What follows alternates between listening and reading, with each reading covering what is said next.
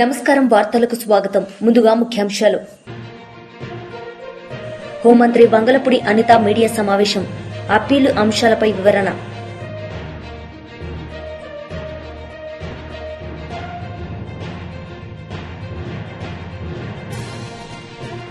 BRS party leader media సమావేశం.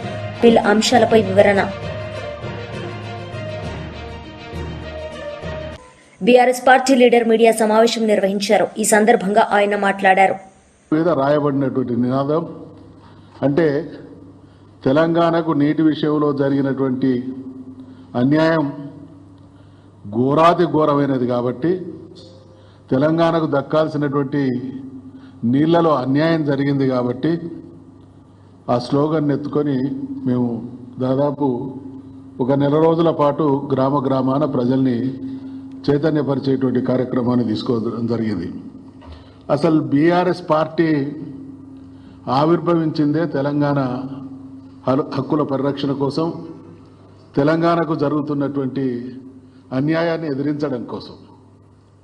ఎవరి నిర్వాహకం వల్ల తెలంగాణ సర్వరాష్ట్రమైంది, ఎవరు తెలంగాణ ప్రజాభీష్టానికి వ్యతిరేకంగా ఆ రోజు వద్దు కలపకూడదు, కలిపితే మాకు అనేక రకాలైనటువంటి అన్యాయం, మోసం, ద్రోహం జరుగుతుంది అనేటువంటి మాట మాట్లాడినటువంటి వాళ్ళను, ఉద్యమకారులను ఎవరు అణిచివేసిందో కూడా కాంగ్రెస్ పార్టీ జవాబు చెప్పాలి. కాంగ్రెస్ తెలంగాణను అక్రమంగా కలిపి అనేక దుర్మార్గాలు చేసినటువంటి పరంపరలో 1969లో మొదటిసారి ఉద్యమం ఉవ్వెత్తున ఎగిసిపడితే వందలాది మందిని కాల్చి చంపినటువంటి చరిత్ర కాంగ్రెస్ పార్టీది, కాంగ్రెస్ చేసినటువంటి ద్రోహానిది. మరి అటువంటి కాంగ్రెస్ పార్టీ ముఖ్యమంత్రి అయినటువంటి రేవంత్ రెడ్డి వాళ్ళ తప్పులు ఇతరుల మీద నెట్టివేసేటువంటి ప్రయత్నం చేస్తూ ఉరిదీయాలన్నట. ఎవరిని ఉరిదీయాలి? తెలంగాణకు ద్రోహం చేసిన వాళ్ళనా, వద్దంటే కలిపిన వాళ్ళనా, తెలంగాణను సర్వనాశనం చేసిన వాళ్ళనా, తెలంగాణ రాష్ట్రం ఇవ్వమంటే వందలాది మందిని కాల్చి చంపిన వాళ్ళనా, తెలంగాణ ఇస్తామని ప్రకటించి యూటర్న్ తీసుకొని మళ్ళీ అనేక వందల మంది చనిపోవడానికి కారకులైనటువంటి వాళ్ళనా? నిన్న ఆయన మాట్లాడినటువంటి మాటలు బీఆర్ఎస్ ప్రభుత్వం తెలంగాణ ప్రయోజనాల కోసం ఆ రోజు ఉద్యమించి రాష్ట్రాన్ని సాధించినటువంటి పార్టీ, తెలంగాణ రాష్ట్రాన్ని సాధించి 10 సంవత్సరాల కాలంలో అద్భుతమైనటువంటి పాలన అందించినటువంటి పార్టీ, ఉద్యమ పార్టీగా పాత్రను బ్రహ్మాండంగా పోషించింది, అధికార పార్టీగా బ్రహ్మాండమైనటువంటి పాత్రను పోషించింది. ఈరోజు ప్రతిపక్షంలో ఉన్నాం కాబట్టి 20 మాసాల క్రితం అధికారంలోకి రావడానికి ముందు ఎన్నికల మేనిఫెస్టో రూపేణా, ఎన్నికల సభల రూపేణా అనేక హామీలు ఇచ్చింది. వాళ్ళు ఇచ్చినటువంటి 6 గ్యారంటీలు కానీ, 420 హామీలు కానీ, వాటన్నిటినీ ఇవాళ 20 మాసాల కాలం గడిచింది. అంటే దాదాపు 1/3 పీరియడ్ అయిపోయింది. ఈ ప్రభుత్వానికి 5 బడ్జెట్లు ప్రవేశపెట్టేటువంటి అవకాశం ఉంటుంది. అటువంటిది 2 బడ్జెట్లను ప్రవేశపెట్టింది. టైం పరంగా చూస్తే 1/3 అయింది, బడ్జెట్ల పరంగా చూస్తే 40% అయిపోయింది. ఇచ్చినటువంటి హామీల్ని అమలు చేస్తామన్నటువంటి వాటిని అడుగడుగున బీఆర్ఎస్ ప్రశ్నిస్తూ ఉంటే ప్రజలకు జవాబు చెప్పలేక జరుగుతున్నటువంటి మోసాన్ని కప్పిపుచ్చుకోవడానికి అనేక రకాల దుర్మార్గాలకు ఒడిగడుతూ ఉన్నది. చట్ట వ్యతిరేకంగా కార్యక్రమాల ద్వారా ఒక భయానకమైనటువంటి వాతావరణాన్ని సృష్టించేటువంటి ప్రయత్నం చేస్తూ ఉన్నది. రేవంత్ రెడ్డి గారి మాటలు విన్నాం. బీఆర్ఎస్ పార్టీ అట చచ్చిన పాము అట. చచ్చిన పాము, చంపే పాము కాలం నిర్ణయిస్తుంది. ఇవాళ కాదు, 25 సంవత్సరాల క్రితం బీఆర్ఎస్ పార్టీని పెట్టినటువంటి తొలినాళ్లలో ఆనాడు తిరుగులేని నాయకులుగా ఉన్నామని అనుకున్నటువంటి చంద్రబాబు నాయుడు గారు కూడా ఇదే రకంగా మాట్లాడిండు. ఇది మకలో పుట్టినటువంటి పార్టీ, పుబ్బలో మాయమవుతుంది అన్నారు. తదనంతర పరిణామాల్లో ఎవరు మాయమైందో చరిత్ర కాలం నిర్ణయించింది. అదే రకంగా ఇంకొక పెద్ద మనిషి ముఖ్యమంత్రిగా ఉండి పట్టుమని 10 సీట్లు గెలవలేదు, తలకాయ ఎక్కడ పెట్టుకుంటారు అని అన్నారు. ఆయన ఏమైండో చూసినాం. తెలంగాణ ప్రజల ఆకాంక్షలకు, ఆవేదనకు, తెలంగాణ ప్రజల ఆత్మగౌరవానికి ప్రతీక అయినటువంటి ఈ పార్టీ తెలంగాణ ప్రజలున్నంత వరకు, జాతి ఉన్నంత వరకు తెలంగాణ ప్రజల కోసం కొట్లాడుతూనే ఉంటుంది, బతికే ఉంటుంది. ఇవాళ సత్యనపాం అంటున్నావు కదా, రేవంత్ రెడ్డికి మేము సవాలు విసురుతా ఉన్నాం. అయ్యా, మా పార్టీకి సంబంధించినటువంటి ఎమ్మెల్యేలను లాక్కున్నావు కదా, నీ ప్రభుత్వంలో పదవులు ఇచ్చినావు కదా, నీకు దమ్ముంటే ఇది సచ్చిన పామో, బతికిన పామో, చంపే పామో. రాష్ట్ర ప్రధాన కార్యదర్శి సతీష్ కుమార్ రెడ్డి మీడియా సమావేశం నిర్వహించారు. ఈ సందర్భంగా ఆయన మాట్లాడారు. అంగీభావం కలిపేదానికి ఆడికి వస్తున్నారు. ఒక రకమైనటువంటి కసితో మీరు చేసేటువంటి ద్రోహం, మీరు చేసేటువంటి మోసం ఈరోజు కసిగా ప్రజలు మీకు వ్యతిరేకంగా చూపించేదానికోసం జగన్మోహన్ రెడ్డి గారి పర్యటనకు హాజరవుతున్నారు. అది గమనించకుండా అసలు నిన్న జనం వస్తే ఒక ఫ్లెక్సీ, ఆయన ఎవరో ఒక అబ్బాయి రవితేజ అనేటువంటి అబ్బాయి ఒక ఫ్లెక్సీ పెట్టుకుంటే దాని గురించి నానాయాగి చేస్తున్నారు. అసలు ఈ రవితేజ అనేటువంటి వ్యక్తి ఎవరు? ఈ అబ్బాయికి తెలుగుదేశం పార్టీ సభ్యత్వం ఉందా లేదా మీరు ఆలోచన చేయండి. సభ్యత్వంతో సహా మేము చూపించాం పలానా సభ్యత్వం ఉందని చెప్పి. ఒకటి తెలుగుదేశం పార్టీ నాయకులు గుర్తుపెట్టుకోవాల్సింది, ఈ యొక్క ఫ్లెక్సీ ఆ రోజు ప్రదర్శించడం వల్ల మీరు ఆ వ్యక్తిని ఆడికి పంపించి ఒక కన్ఫ్యూషన్ క్రియేట్ చేయడానికన్నా పంపించిండాలా, లేదంటే నిజంగా ఆ అబ్బాయికి మీరు చేసేటువంటి మోసం, మీరు చేసేటువంటి దగా నచ్చక మీ మీద వ్యతిరేకత ఉన్న ఆ ఫ్లెక్సీ పట్టుకొని ఉండాలి. ఆ రెండు తప్పితే వేరే కారణాలు ఏముంటాయి? అతను మీ పార్టీ వ్యక్తి. మీ పార్టీ వ్యక్తి జగన్మోహన్ రెడ్డి ఫ్లెక్సీ పెట్టుకొని రఫా రఫా నరకాలని చెప్పేటువంటి ఒక స్లోగన్ పెట్టి ఆడ ప్రదర్శించరా అంటే రెండే కారణాలు ఉండాలి. ఒకటి, మీరు అతన్ని ఒక కోవటిగాడికి పంపించి ఈ రకంగా దుష్ప్రచారం చేసేదానికి వాడుకోవాలన్నా పంపించిండాలా, లేకుండా ఉంటే ఆ వ్యక్తికి నిజంగా మీరు చేసేటువంటి ద్రోహము, మీరు చేసేటువంటి అభివృద్ధి, మీరు ఇచ్చినటువంటి ఎక్స్పెక్టేషన్స్ కు రీచ్ కాకపోవడం వల్ల మీ మీద కసి పెరిగన్నా ఆ రకంగా చేసిండాలా. దానికి మీరు జవాబు చెప్పాల్సింది పోయి ఆ కల్చర్ మాదని చెప్పి మాట్లాడుతున్నారు. ఈసారి ఒకసారి ఆలోచన చేయి. ఈరోజు కారు కింద పడి సింగయ్య జరిగినటువంటి విషయాన్ని ఇంత రాజకీయం చేయాల్సినటువంటి అవసరం ఉందా? ఒకసారి గుర్తుపెట్టుకోండి. చంద్రబాబు నాయుడు గారు, లోకేష్ గారు, మీకు చెప్తున్నా, మీ బామర్ది నందమూరి బాలకృష్ణ గారి ఇంట్లో రాజశేఖర రెడ్డి గారు ముఖ్యమంత్రి ఉండేటప్పుడు ఒక పిస్టల్ తీసుకొని బెల్లంకొండ సురేష్ అనేటువంటి ఒక నిర్మాత మీద ఫైరింగ్ జరిగింది. ఫైరింగ్ జరిగితే ఆ మనిషి, ఆ సురేష్ దాదాపు 1 నెల 2 నెలలు హాస్పిటల్ ఉండి రికవర్ అయినారు. ఆ రోజు రాజశేఖర రెడ్డి గారు ముఖ్యమంత్రి. ఎన్టీ రామారావు గారి కుమారుడు, ఆయన ఇంట్లో ఏదైనా జరిగితే బాగుండదని చెప్పి ప్రతిపక్ష పార్టీలో ఉన్న ఆ రోజు రాజశేఖర రెడ్డి గారు ప్రవర్తించినటువంటి తీరును ఒకసారి మీరు గుర్తు తెచ్చుకోవాల్సిందిగా నేను కోరుకుంటున్నాను. అది సభ్యత అంటే. అది ఒక ప్రతిపక్షంలో ఉన్నా కూడా ఒక మంచి కుటుంబము, పాప రామారావు వారసులు, ఎన్టీ రామారావు లాంటి వ్యక్తి ఆయన కొడుకు ఇట్లా జరిగితే బాగుండదని చెప్పి ఆ రోజు రాజశేఖర రెడ్డి గారు వ్యవహరించినటువంటి తీరు ఒకసారి గుర్తుపెట్టుకో. మీరు ఏందయ్యా మీరు రోజు చేసేటువంటి పరిస్థితి? ఎక్కడ పడితే అక్కడ, ఏ అవకాశం దొరికితే ఆ అవకాశం, ప్రతి నిమిషము మీ చౌకబార్ రాజకీయాల కోసం, మీ చిల్లర రాజకీయాల కోసం జగన్మోహన్ రెడ్డిని బద్నాం చేయాలనేది ధ్యేయంగా పెట్టుకొని చేస్తున్నారు. పైపెచ్చు మీరు చేసేటువంటి రాజకీయాలన్నీ తిరిగి జగన్మోహన్ రెడ్డి యొక్క కల్చరు, జగన్మోహన్ రెడ్డి యొక్క ప్రవర్తన సరిగా లేదని చెప్పి ప్రజలకు చెప్పేటువంటి పరిస్థితులు మీరు పోతా ఉంటారు. నేను ఒకటి అడుగుతున్నాను, అసలు ఈ చౌకబారు రాజకీయాలు ఎక్కడి నుంచి మొదలైనాయో ఒకసారి మనం ఆలోచన చేద్దాం. జగన్మోహన్ రెడ్డి గారిని జైల్లో పెట్టించేటువంటి కార్యక్రమంలో మొట్టమొదటి భాగస్వామి ఎవరు? ఈ కార్యక్రమం ఎప్పుడు మొదలైంది ఒకసారి ఆలోచన చేయవలసిందిగా ఈ రాష్ట్ర ప్రజలందరినీ కూడా కోరుకుంటున్నాను నేను. జగన్మోహన్ రెడ్డి గారు, రాజశేఖర రెడ్డి గారు చనిపోయిన తర్వాత జగన్మోహన్ రెడ్డి గారికి విపరీతమైనటువంటి ప్రజాదరణ ఉందని, తిరిగి నువ్వు ముఖ్యమంత్రి అయ్యేదానికి అవకాశం లేదు, నీ పార్టీకి అధికారంలోకి వచ్చేదానికి అవకాశం లేదని చెప్పి ఆయన నిరోధించేదానికి కాంగ్రెస్ పార్టీ నువ్వు కట్టి ఆయన మీద లేనిపోని ఆరోపణలన్నీ చేసి 16 నెలలు జైల్లో పెట్టేటువంటి చరిత్ర కాంగ్రెస్ పార్టీది, తెలుగుదేశం పార్టీది కాదా? చంద్రబాబు నాయుడు గారు మీరు చెప్పండి. ఎక్కడ కక్ష సాధింపు రాజకీయాలు ఎక్కడ మొదలయ్యాయి, ఎక్కడ బీజం పడింది అనే దానికి మీరు సమాధానం చెప్పండి. ఇది కరెక్టా కాదా మీరు చెప్పండి.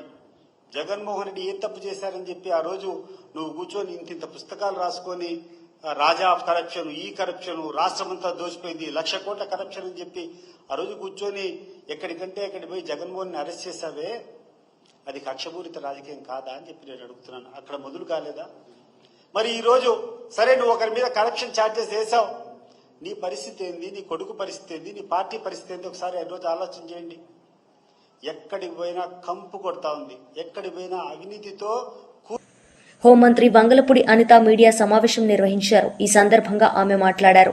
పెట్టుకొని సుమారుగా చెప్పాలంటే 2019లో రాజ్యాధికారం తీసుకున్న తర్వాత జగన్మోహన్ రెడ్డి అప్పటి నుంచి కూడా తన అధికారాన్ని, తన అడ్మినిస్ట్రేషన్ ని కూల్చివేతలకి, లేకపోతే విధ్వంసానికి, విద్వేషానికి, హత్యలకి, ఆత్మహత్యలకి ప్రేరేపించాడే తప్ప ఒక అమరావతిని నేల రాయటానికి, అదేవిధంగా పోలవరాన్ని ఎట్టి పరిస్థితులు కట్టకుండా చూసుకున్నాడే తప్ప ఏ రోజు కూడా ప్రజా సంక్షేమం, రాష్ట్ర అభివృద్ధి అనేది లేకుండా 5 సంవత్సరాలు కూడా పరిపాలన అమోఘంగా చేశామని చెప్పి చంకలు గుద్దుకొని తీరా ఏదో అంటారు కదా, బొక్కబోర్లా పడినట్టుగా 11 సీట్లకు పరిమితమైపోయిన పరిస్థితి. ఎందుకు ఈ మాట చెప్తున్నానంటే, సుమారుగా ఈ 25వ తారీఖుని దేశంలోని ఎక్కడ కూడా ఏ ముఖ్యమంత్రి కూడా నాకు తెలిసి 8 కోట్ల వ్యయంతో కట్టిన ఒక ప్రజా వేదికని, అందులోని ఆ మార్నింగ్ అంతా కూడా ఒక కలెక్టర్ కాన్ఫరెన్స్ పెట్టి, కలెక్టర్ కాన్ఫరెన్స్ అలాంటి కార్యక్రమాలు 2014 నుంచి 19 టైంలో ఎన్నో జరిగిన కార్యక్రమాలు. ఈయన అధికారంలోకి వచ్చిన తర్వాత కలెక్టర్ కాన్ఫరెన్స్ పెట్టి ఆ తర్వాత బయటకు వచ్చి ఒక పైశాచిక ఆనందంతో ఆ ప్రజావేదికని కూల్చి చేస్తా ఉంటే ఒక రకమైన సైకో ఆనందాన్ని పొందిన వ్యక్తి ఎవరైనా ఉన్నారంటే ఇప్పటి పులివెందుల ఎమ్మెల్యే గారు మన జగన్మోహన్ రెడ్డి గారిని ఒక ఉదాహరణగా తీసుకోవచ్చు. ఇప్పటికీ కూడా ఆ ప్రజావేదిక శకలాలు అక్కడే ఉన్నాయి. అంటే విషయం ఏంటంటే, ఎందుకు ఈ మాట నేను పర్టికులర్ గా చెప్తున్నానంటే, ఈ రోజు బయటకు వచ్చి విధ్వంసాలను మళ్ళా తిరిగి రెచ్చగొట్టాలని వాళ్ళ వైసీపీ మూకలతో బయటకు వచ్చి ఒక రకమైన విధ్వంసమైన వాతావరణాన్ని, ఒక హింసా వాతావరణాన్ని ప్రేరేపించడానికి రెడీ అవుతున్నాడు. దానికి బట్టి మనం ఒకసారి ప్రీవియస్ గా కూడా జగన్మోహన్ రెడ్డి తాలూకా నేచర్ మనం అర్థం చేసుకుంటే, జూన్ 25వ తారీఖు 2019లో ప్రజావేదిక కూల్చిన దగ్గర నుంచి మొదలు పెట్టుకుని 2024 మార్చ్ ఏప్రిల్ ఎలక్షన్స్ వరకు కూడా తిరిగి ఇప్పటికీ అధికారం కోల్పోయిన తర్వాత కూడా ఇప్పటికీ కూడా అటువంటి పందాలు నడుచుకునే దానికి ప్రయత్నం చేసే పరిస్థితి కూడా మీ అందరూ కూడా గుర్తుపెట్టుకోవాలి. సుమారుగా మనం చూసుకుంటే అధికారం చేతిలోకి వచ్చిన తర్వాత ఎంత దారుణం అంటే, అన్నా క్యాంటీన్లు 5 రూపాయలకి అన్నం పెట్టే అన్నా క్యాంటీన్లకి కూడా నిర్వీర్యం చేసేసి అన్నా క్యాంటీన్లన్నీ మూసేశాడు. మేము ఆ రోజు నెత్తి నోరు పెట్టుకున్నాం, అన్నా క్యాంటీన్లు అనే పేరు గనక నీకు నచ్చకపోతే రాజన్నా క్యాంటీన్ అని పెట్టుకోవయ్యా, అంతేగాని పేదవాడి చేతి దగ్గర కూడు మాత్రం కొట్టొద్దు అని చెప్తే ఆ రోజు కూడా ఏమి అంటే జాలి కనికరం ఏమీ లేకుండా ఆ అన్నా క్యాంటీన్లు మూసేశాడు. అదేవిధంగా ఎక్కడైనా సిమెంట్ రోడ్లు వేసిన పరిస్థితి ఎక్కడైనా కనిపించిందా? పోలవరాన్ని తీసుకెళ్లి మూలన కూర్చోబెట్టాడు. అమరావతిని తీసుకెళ్లి 3 రాజధానుల పేరిట అమరావతిలో ఏ కట్టడం కూడా జరగకుండా అమరావతిని సాక్షాత్తు వాళ్ళే ఒక శ్మశానంతో పోల్చిన పరిస్థితిని కూడా ఈరోజు గుర్తుపెట్టుకోవచ్చు. ఇవన్నీ ఒక ఎత్తైతే, ఎవరైనా గట్టిగా మాట్లాడితే వాళ్ళ మీద కేసులు పెట్టడం, గట్టిగా ప్రశ్నిస్తే వాళ్ళని పిచ్చోళ్ళని చేసి రోడ్డు మీద కొట్టే పరిస్థితి, మరీ ఎక్కువగా మాట్లాడితే హత్యలు చేసే పరిస్థితి, ఇవన్నిటినీ కూడా దాటుకొని 5 సంవత్సరాల పాటు ప్రజలందరూ కూడా నానా ఇబ్బందులు పడి ఈ రోజు కూటమి ప్రభుత్వం మీద నమ్మకంతో సుమారుగా 164 సీట్లు ఇచ్చి ఈ రోజు మమ్మల్ని గెలిపించి ఈ రోజు అతి నమ్మకాన్ని మా మీద పెట్టుకుని ఈ రోజు ప్రజలు ప్రశాంతంగా జీవించే పరిస్థితి ఈ రోజు కనిపిస్తా ఉంది. మీకు ఇందుకే చెప్పాలంటే, మనం ఆలోచించుకుంటే ప్రజావేదిక గురించి మనం చేసుకుంటే 1.5 గంటల పాటు కలెక్టర్ కాన్ఫరెన్స్ పెట్టాడండి. కలెక్టర్ కాన్ఫరెన్స్ కూడా ఇప్పుడు సాధారణంగా ఏదో అంటారు కదా, బలిచ్చే ముందు ఒక రకమైన పూజ చేసినట్టుగా ఆ ప్రజావేదిక కూల్చేదానికి 1.5 గంటల ముందు ఒక కలెక్టర్ కాన్ఫరెన్స్ నిర్వహించి ఎవరికి తెలియకుండా బయటకు వచ్చిన వెంటనే జేసీబీలు పెట్టి ప్రజావేదిక కూల్చాడు. అంటే మీరు అతని తాలూకా నైజం అర్థం చేసుకోవచ్చు. నేను ప్రతిసారి అతని తాలూకా నైజం అర్థం చేసుకోండి అని చెప్తూ ఉంటాను. అతని తాలూకా సైకో నైజం అర్థం చేసుకోవచ్చు. తర్వాత అమరావతి దగ్గర assembly BJP leader Reddy media సమావేశం నిర్వహించారు. ఈ సందర్భంగా ఆయన మాట్లాడారు. రెండోసారి ప్రధానమంత్రి అయిన తర్వాత కూడా పదవీ వ్యామోహంతో ఈ యొక్క ప్రతిపక్షాలను అంతమొందించాలని చెప్పి ఒక డిక్టేటర్షిప్ విధానంలో ఆ రోజు విధించిన ఈ యొక్క ఎమర్జెన్సీ విధి విధానాలను ఈ యొక్క తరం వారికి మొత్తం చెప్పాలని చెప్పి కేంద్ర పార్టీ నుంచి రాష్ట్ర పార్టీ వరకు ప్రతి ఒక్కరు కూడా ప్రతి ఒక్క జిల్లాకి వెళ్ళి ఒక రౌండ్ టేబుల్ కాన్ఫరెన్స్, ఆ తర్వాత ప్రెస్ కాన్ఫరెన్స్లో పెట్టి కాంగ్రెస్ పార్టీకి అధికారం వస్తే ఏ విధంగా తుంగలో తొక్కుతుంది, ఈ యొక్క ఎమర్జెన్సీ విధి విధానాలను ఏ విధంగా మరి గుప్పిట్లో పెట్టుకొని రాజ్యాంగాన్ని, పత్రికా స్వేచ్ఛను, ఇటు ప్రభుత్వాన్ని, ఇటు ప్రజా వ్యతిరేక అంటే దినాలను ప్రతిపక్షాలను అందరిని కూడా చేతిలో పెట్టుకొని తాను ఉన్నంతకాలం తాను తన కుటుంబం మరి అధికారంలో ఉండాలని చెప్పి ఆ విధంగా ముందుకు పోయిన సందర్భాలు కూడా చూస్తున్నాం. మీసా చట్టం వాట్ల కింద అసలు ఎవరు మాట్లాడాల్సిన ఎవరైనా మాట్లాడినా కూడా వారిని జైల్లో తీసుకుపోయిన సందర్భాలు కూడా చూసినాం మనం. వారిలో జయప్రకాష్ నారాయణ గారు, ఎల్కే అద్వానీ గారు, అటల్ బిహారీ వాజ్పేయి గారు, అలాగే మురళీ మనోహర్ జోషి గారు, రాజ్నాథ్ సింగ్ గారు, ఇలా చెప్తూ పోతే ప్రతిపక్షాల నాయకులందరినీ కూడా చిత్రహింసలు పెట్టి జైల్లో పెట్టి కనీసం సౌకర్యాలు లేకుండా, ఫ్యాన్ కానీ నీళ్లు కానీ అటువంటి సౌకర్యాలు లేకుండా చాలా ఇబ్బంది గురి చేసిన సందర్భాలు మనందరం కూడా ఈసారి గుర్తు చేసుకోవాల్సిన అవసరం ఉంది.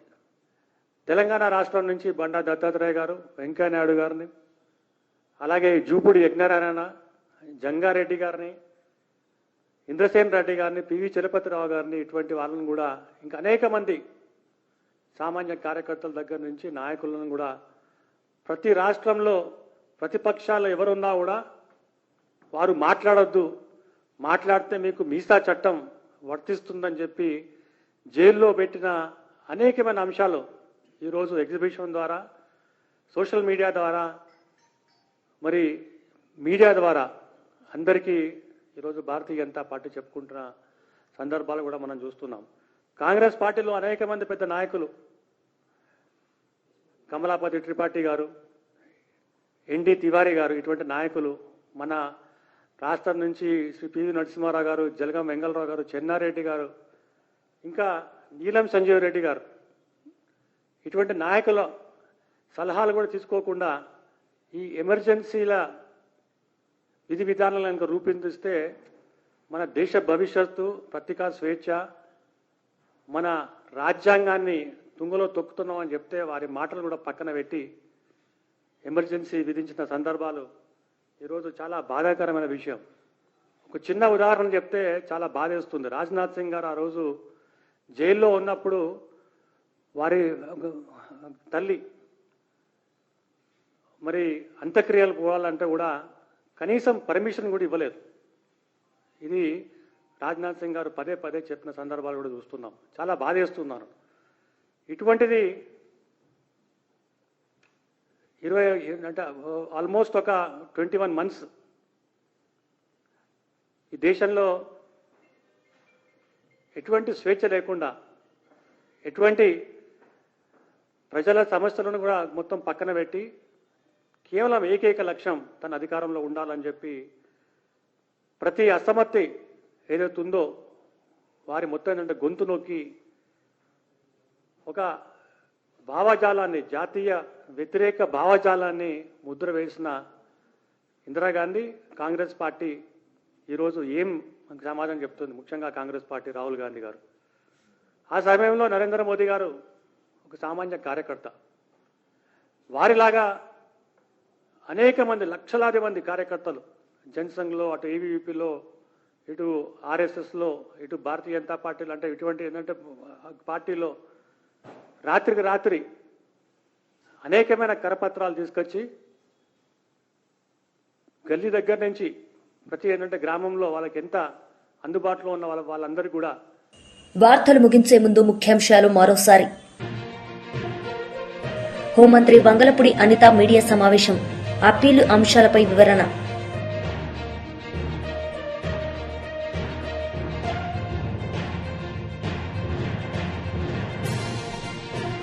బీఆర్ఎస్ పార్టీ లీడర్ మీడియా సమావేశం, బిల్ అంశాలపై వివరణ. ఈ వార్తలు ఇంతటితో సమాప్తం. తిరిగి ప్రసారమయ్యే వార్తల్లో మళ్ళీ కలుద్దాం. అంతవరకు సెలవు. నమస్తే.